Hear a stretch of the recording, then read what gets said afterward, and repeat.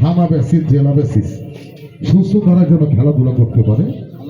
এইদিকে রিতাপার একটা কর্ম পরিকল্পনা বা নজর আছে। 450 কোটি টাকা মাত্র।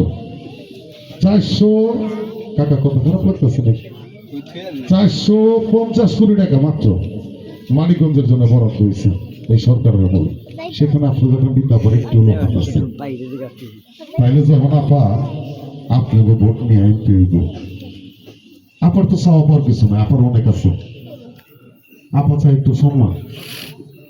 আপনাদের চাওয়া পাওয়ার কিছু নয়, আপনাদের আল্লাহ অনেক নিয়ামত দিছে, সেই নিয়ামত আমরা ভোগ করি। অনেকে আছে আপার কাছ থেকে নিয়ামত নিয়ে আমরা বেমানি করতেছি, তাকেও কিন্তু ঠিক বেমানি যেরকম শাস্তি হয় তাকেও ঠিক ওরকম শাস্তি হতেছে। কাজে আপার নেওয়ার কিছু নয়, আপা আপনার দুজনে দিতে চান, তাইলে আপা যে দিব এর জন্য আপনাকে একটু কষ্ট করতে হবো না? একটু কষ্ট করতে হবো না? একটু জোরে কই কষ্ট করতে হবো না? রীতা আপা একজন সৎ মানুষ, কাছ থেকে দেখছি। আমরা তুই করে বকে যদি একটু ভুল হয়, অন্যায় করলে তাহলে কি করবো? একটু ভুল হয় দেখা তুই করে বকে সবার সামনে। যুব দলের সদস্য সচিব বানিয়ে রাখছে আমাদের যুব সমাজের উন্নয়ন করার জন্য।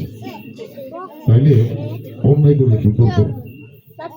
আপনি যখন রীতা আপা একদম সস্তা, বুঝতে পারছেন তো? নেতা হিসেবে সস্তা।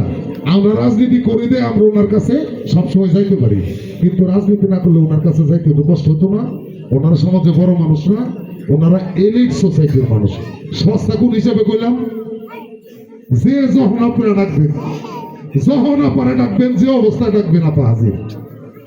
আপনারা ফোন দিবেন, ধরতে পারবো না, পরে ব্যাক করবো। আবার ভিতরে